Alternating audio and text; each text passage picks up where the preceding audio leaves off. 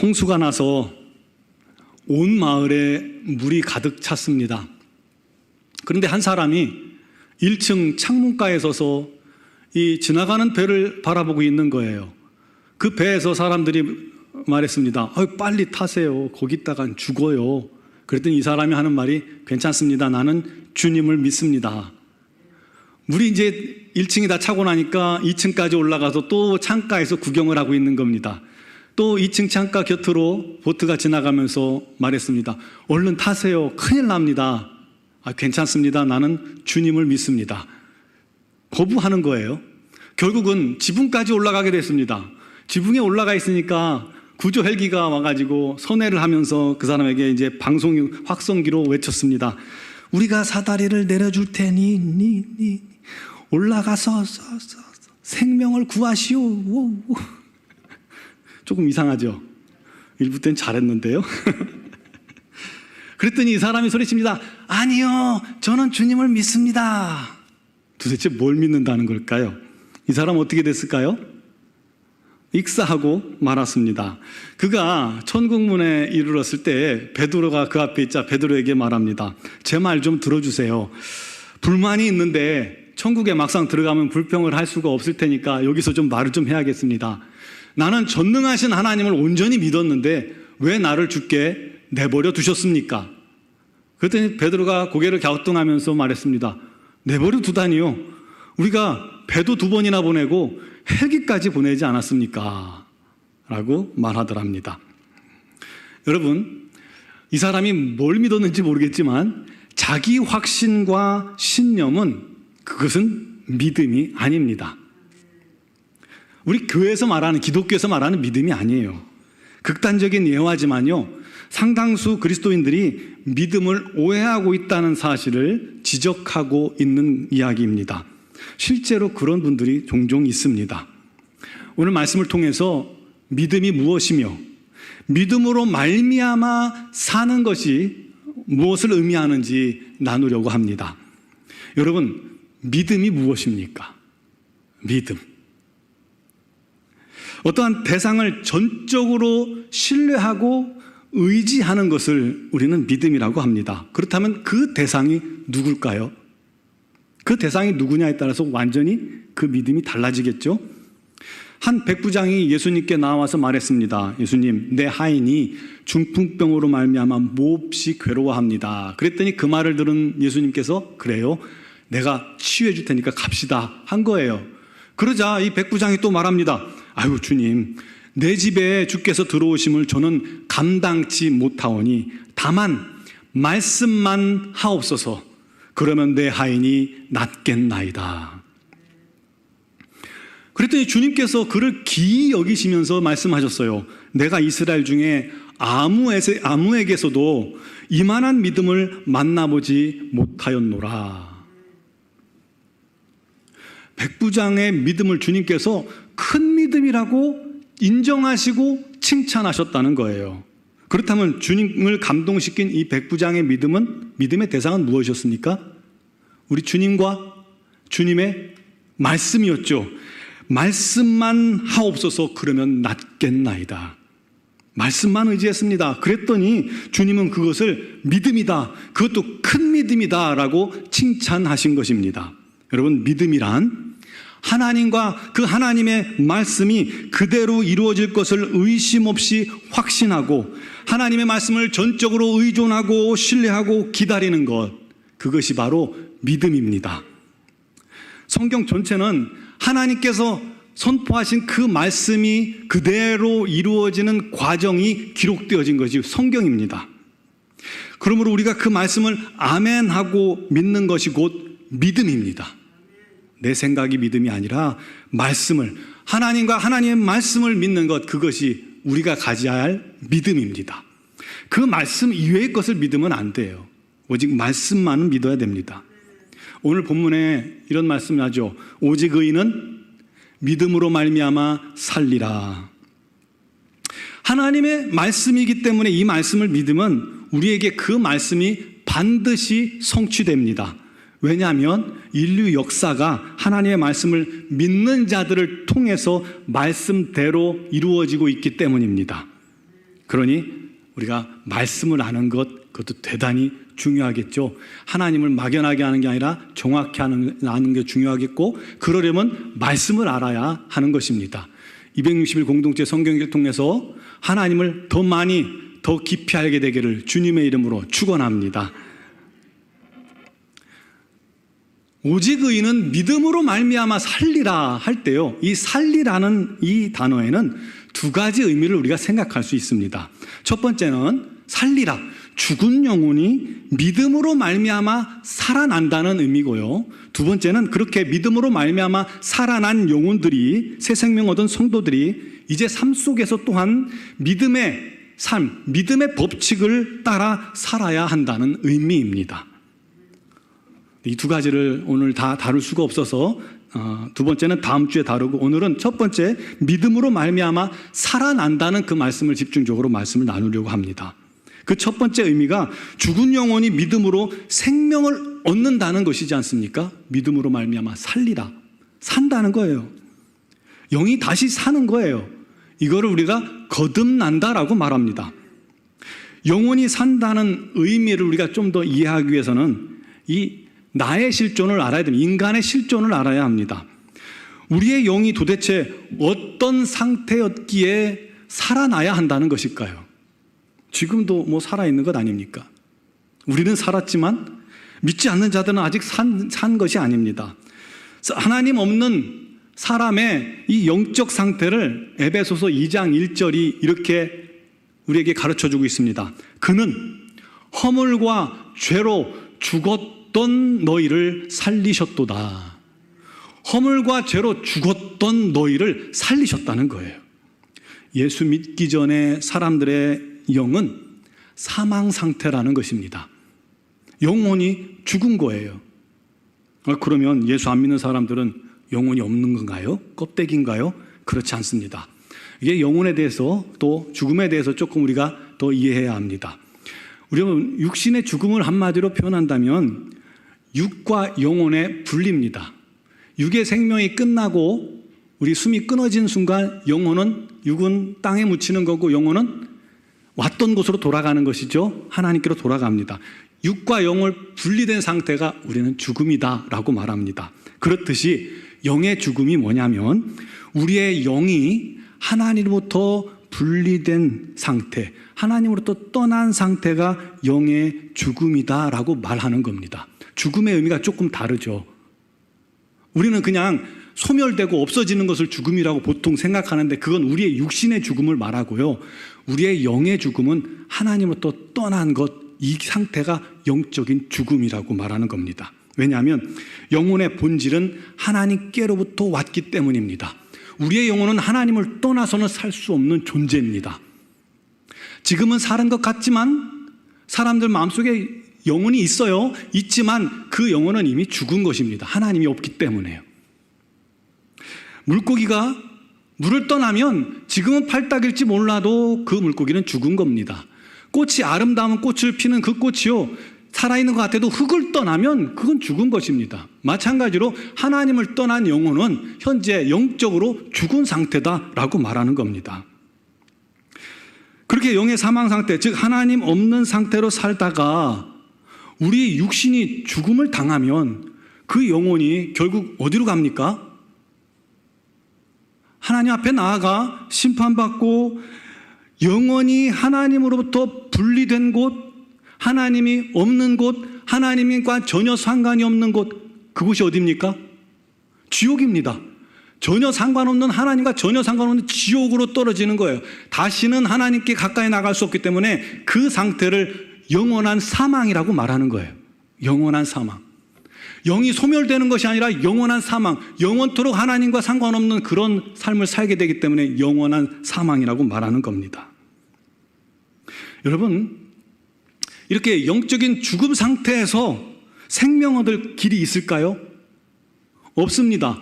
최소한 우리 힘으로서는, 사람의 방법으로서는, 사람의 힘으로서는 절대로 우리의 영혼이 다시 살 길을 얻을 수가 없는 겁니다. 오직 하나님만이 우리의 구원을 이루실 줄 믿으시기 바랍니다. 그래서 사랑의 하나님께서 유일한 구원의 길 우리에게 허락해 주신 것입니다. 그 구원을 완성하러 이 땅에 오신 분이 바로 예수 그리스도이십니다. 다른 이로서는 구원을 얻을 수 없습니다. 천하 인간의 구원을 얻을 만한 다른 이름을 우리에게 주신 일이 없습니다. 할렐루야. 그 어떤 사람도 그 어떤 능력도 그 어떤 것도 우리를 구원할 수 없어요. 오직 예수님 한 분만이 우리를 구원합니다. 그 예수님께서 구원자인 이유가 주님께서 이 땅에 오셔서 우리의 모든 죄를 대신 지고 십자가에 못 박혀 피 흘려 죽으셨기 때문입니다. 죽으셨을 뿐만 아니라 다시 부활하셨습니다. 하늘과 땅의 모든 권세를 가졌습니다. 그를 통해서 구원이 완성된 것입니다. 그거를 우리가 뭐라고 말하냐면 복음이다 라고 말하는 거예요. 이 복음에는 어마어마한 능력이 있습니다. 첫 번째는 죄를 사하는 능력이 있어요. 그리고 두 번째는 우리를 그 사망에서 구원하는 능력이 있는 것입니다. 그래서 예수의 복음을 우리가 믿으면 내가 죄인임을 깨닫고 내가 악한 자임을 깨닫고 영원한 사망, 영적인 사망 상태에서 영원한 사망으로 가는 자임을 깨닫고 돌이켜 회개하고 예수를 믿으면 우리의 모든 죄, 믿는 순간 우리의 모든 죄, 과거의 죄, 현재의 죄, 미래의 죄까지 우리 주님께서 다 십자가에서 처리해 버리시는 줄 믿으시기 바랍니다. 그동안 여러분 지은 죄가 있습니까? 원죄로 내려오는 죄와 그동안 지었던 죄는 완전히 예수의 십자가에서 청산되는 겁니다. 여러분 은행에 빚진 상태가 얼마나 힘들어요. 빚쟁이가 따라다니면 얼마나 힘들어요. 그런데 빚을 다 갚아버리면 얼마나 자유롭습니까? 그것처럼 우리가 완전히 그 죄의 빚이 완전히 청산되는 거예요. 예수의 십자가로 말미암아 끝나는 것입니다. 히브리서 10장 17절에 말씀합니다. 그들의 죄와 그들의 불법을 내가 다시 기억하지 아니하리라. 이사야서 43장 25절에 말씀합니다. 나는 나를 위하여 내 허물을 도말하는 자니 내 죄를 기억하지 아니하리라. 도말하다는 것은 덮어버린다는 거예요. 예수의 피로 덮어버려요. 우리의 모든 죄를 사하고 아예 기억조차 없게 만드시는 것입니다. 예수님을 믿습니까? 회개하고 예수님을 믿으셨습니까? 여러분에 있는 죄는 우리 주님 머릿속에 아무것도 없는 거예요. 다 지워진 거예요. 이와 같이 예수님의 십자가의 그 복음에는 죄사함의 능력이 있습니다. 또 예수님의 복음에는 모든 믿는 자를 구원하는 능력이 있는 겁니다. 그 복음을 믿는 모든 사람에게 구원을 베푸시는 능력이 복음 안에 있는 겁니다. 요한복음 1장 12절 말씀하죠. 영접하는 자, 곧 그 이름을 믿는 자들에게는 하나님의 자녀가 되는 권세를 주셨으니. 죄로 말미암아 하나님을 떠나 죽었던 영혼이 하나님께로 돌아와 새 생명을 얻고 거듭나서 하나님의 자녀가 되는 것입니다.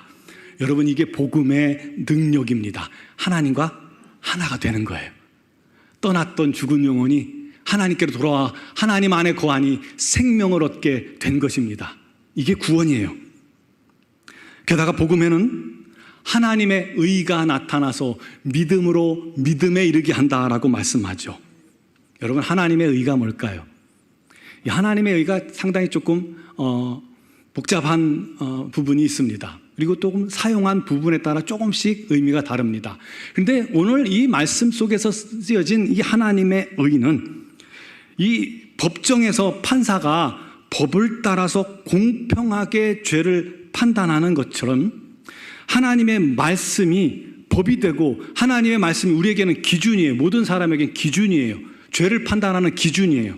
그 하나님의 말씀이 기준이 돼서 정확하게 좌로나 우로나 치우치지 않고 말씀대로 마치 판관, 포청천처럼 한치의 타협이나 특혜나 누구에게나 그런 거 없이 누구에게나 똑같이 집행되는 것, 그것이 하나님의 의입니다. 정의입니다. 그래서 그 말씀의 기준에 비추어서 죄를 지은 사람들은 죄인으로 영원한 사망에 처하는 것이고 그 말씀에 비추어서 의로운 자들은 복을 얻고 영원한 천국을 소유하게 되고 영생을 소유하게 되는 것입니다. 이 복음에는 하나님의 의가 나타나서 믿음으로 믿음에 이르게 하나니, 즉 예수를 믿으면 하나님의 의가 우리를 판단할 때에 그 판단대 앞에 서면 우리가 자격이 없잖아요. 우리가 아무것도 한 일이 없잖아요. 우린 죄인이잖아요. 하나님의 의에 비추면요, 죄인 아닌 사람이 어디 있어요? 전부 다 심판받고 지옥 판결 받을 운명입니다. 우리 모두는요. 그런데 단지 우리가 예수님을 나의 구주로 믿었더니, 내 죄를 회개하고 예수님을 구주로 믿었더니 예수께서 우리 안에 오셨습니다. 우리 안에 오셔서요, 우리의 모든 죄를 사해 주셨기 때문에 하나님의 의가 우리에게서 죄를 찾지 못하는 거예요. 그래서 하나님의 의가 우리에게 무죄를 선포하는 겁니다. 우리가 의롭다고 선포해 주는 것입니다. 이광수, 무죄. 나는 아무것도 한 것이 없어요. 나는 아무 공로 없어요. 착한 것도 못했어요. 근데 내 죄를 회개하고 예수님을 믿은 것 하나만으로 주님께서 우리 안에 오셔서 우리 죄를 다 사하시고, 하나님의 의의 앞에서, 거룩한 심판대 앞에서도 우리가 무죄라 선고받고, 그 선고로 말미암아 우리가 하나님의 구원받은 자임을 확증되는 것이고, 그 선고로 천국 시민권을 우리가 발급받는 것이고, 그로 말미암아 영생에 들어가는 자격이 주어지게 된 줄 믿으시기 바랍니다. 이 복음을 믿었더니 그 복음대로 믿음에 이르게 된 것입니다. 마치 감옥에 있던 자가 법정에서 무죄 선고를 받으면 즉각 죄수복을 벗기고 감옥에서 내보내고 자유를 주는 것처럼 말입니다. 이처럼 믿으면 그 믿음에 이르게 하는 능력이 바로 복음 안에 있는 줄 믿으시기 바랍니다. 여러분, 예수 믿으면 내 죄 사함 받고 구원받는다고 해서 그것을 믿고 영접한 거잖아요. 그랬더니 실제 우리의 죄가 용서받고 우리가 영생을 얻고 의롭게 된 줄 믿으시기 바랍니다. 이게 믿음으로 믿음에 이른 것입니다. 예수님이 여리고성에 갔을 때 소경 하나가 주님께서 자기의 눈을 보게 해주실 줄 확신이 들어서 그 주님을 소리쳐 구했습니다. 자기가 믿은 만큼 소리쳐 구했습니다. 그랬더니 주님께서 그에게 뭐라고 말씀하셨죠? 내 믿은 대로 될지어다. 그래서 곧 보게 된 겁니다. 이게 바로 믿음으로 믿음에 이르는 것의 의미입니다. 저희 아이들이 어렸을 때, 언제인지 정확히는 기억이 안 나는데 어렸을 때 토요일이었던 것 같아요. 저한테 카톡을 보냈어요. 아빠 오실 때 땡땡 치킨 사오세요. 먹고 싶어요. 사오실 줄 믿어요. 이 믿는다는 말을 안 썼으면 내가 잊어버렸을 수도 있었는데 믿는데요. 아이들은 믿음으로 아빠에게 구했어요. 아빠가 반드시 사올 거라는 믿음이 아이들 마음속에 있었겠죠. 그런데 아직까지 얻진 못했습니다. 제가 문자 보고 어떻게 했겠어요? 당연히 사갔겠죠. 안 사갔다가는 참 목사 믿을 게 못 된다고 그러면 어떡해요? 사갔죠. 집에 가서 아이들에게 야 먹어 하고 치킨을 내밀었어요. 그 순간 믿음으로 믿음에 이른 것입니다. 그렇듯이 믿음으로 믿음에 이르게 한다는 것은 우리가 믿음을 붙들고 있으면, 흔들리지 않고 굳게 가지고 있으면 그 믿음대로 이루어지게 된다는 것입니다. 그래서 믿음은 바라는 것들의 실상이요 보이지 않는 것들의 증거인 것입니다. 이게 믿음의 법칙이고요. 이 부분은 다음 주에 더 나누기도 하겠습니다. 사랑하는 성도 여러분, 여러분은 죄사함 받았습니까? 죄사함에 확신이 있으십니까? 죄 문제를 완전히 끝내셨습니까? 구원 받으셨습니까? 지금 이 자리에서 죽어도 천국 갈 확신이 있으십니까? 아직 자신 없는 분들도 계시죠. 솔직히 교회 와서 이렇게 예배드리고 찬양하고 기도하면 죄를 용서함 받는 것 같고 홀가분한데 막상 사회에 돌아가면 얼마나 힘들어요. 얼마나 꼴보기 싫은 사람도 많고 얼마나 부딪히는 일이 많아요. 그래서 그들과 부딪히면서 화내고 막 열내고 또 열이 나서 또 소주도 한 잔 먹고 그냥 취해서 방황도 하고 마음에 원치 않는 그런 소욕을 내가 그냥 가서 행하면서 또 다시 이 드는 마음이 뭐라면, 난 안 되나 보다. 난 안 돼. 이런 내를 하나님께서 사랑하시겠는가? 그러면서 심각하게 또 구원의 확신이 흔들리고 있진 않습니까? 여러분, 한 가지 물을게요. 여러분, 자식이 말 안 듣는다고, 그리고 죄 지으면 에이 못된 놈의 자식, 그리고 호적에서 확 파고 무릎 꿇고 회개합니다, 죄송합니다, 다시는 안 그러겠습니다. 그래? 그럼 다시 이름 쓰고, 또 나가서 죄 짓고 그러면 또 호적에서 확 파고, 회개하면 또 다시 써주고, 그렇습니까? 아무도 그런 사람 안 계시죠. 그런데 왜 우리 하나님은 그런 하나님으로 만들고 계시고, 왜 그런 하나님으로 생각하고 계십니까? 예수께서 십자가에 피 흘려 죽기까지 사랑하시고 우리를 구원하시고 하나님의 자녀 삼으셨는데, 그렇게 받은 구원이 왜 자꾸 흔들린단 말입니까? 우리 하나님 그런 하나님 아닙니다. 여러분을 품에 안으시고 절대로 뺏기지 않으시고 절대로 그 구원을 취소하지 않으신 분이 우리 하나님이심을 믿으시기 바랍니다. 왜 예수의 피를 믿지 못합니까? 왜 주님께서 사한 죄를 또다시 우리가 고민하고 있습니까? 주님 머릿속에는 우리 죄가 없는데 왜 내 머릿속에 있는 죄를 끄집어내서 끝난 죄를 또 가지고 죄책감을 가지고 그것 때문에 내가 구원을 받네 못 받네 그러고 내 삶이 어려워지고 고난이 많으면 또 그 죄를 끄집어내서 이 죄 때문인가 하고 또 회개하고 있습니까? 그렇지 않습니다. 여러분의 죄는 예수 그리스도를 온전히 믿는다면, 여러분이 온전히 예수를 믿었다면 다 끝났습니다. 여러분 하나님의 자녀입니다. 여러분 위치가 달라졌어요. 지옥 갈 죄인의 위치에서 의인의 위치로 바뀌었어요. 하나님의 품에 있는 거예요. 결단코 뺏기지 않아요. 결단코 나아가는 걸 허락지 않으세요. 여러분에게 구원이 있는 겁니다. 마틴 루터가 어느 날 자신의 죄 때문에 너무나도 가슴이 아프고 힘이 들어서 괴로운 마음을 품고 잠이 들었습니다. 그런데 꿈에 한 천사가 나타나서 커다란 흙판에 이 자기의 죄를, 루터의 죄를 막 기록하고 있는데 빼곡하게 기록하는 그 죄들을 보다 보니까 도무지 내가 구원받을 확신이 없었던 거예요, 루터가. 그래서 너무너무 힘든데 그 모든 열거된 제목 위에 요한복음 1장 7절 말씀, 요한 1서군요. 요한 1장 7장 말씀을 적었습니다. 그 아들 예수의 피가 우리를 모든 죄에서 깨끗하게 하실 것이요. 이라는 말씀이 기록되었고, 기록하던 손을 보니까 못이 박혀 있는데 그 못 박힌 손에서 피가 막 흘러나오는데요. 피가 쏟아져 흘러내더니 그 안에 있던 모든 죄의 기록들이 깨끗이 지워져 버려버리는 것입니다. 그 순간 루터는 자신의 죄가 저처럼 예수의 피로 다 용서되었다는 것을, 온전히 씻음받았다는 것을 깨닫고 너무나도 기뻐서 소리를 치며 잠에서 깨어나고 감사하며 찬양드렸다고 합니다. 루터의 피만, 루터의 죄만 용서하셨겠습니까? 저와 여러분의 모든 죄도 우리 주님의 십자가가 다 용서하신 줄 믿으시기 바랍니다. 예수를 믿는다면 더 이상 그 어떤 죄도 남아있지 않습니다.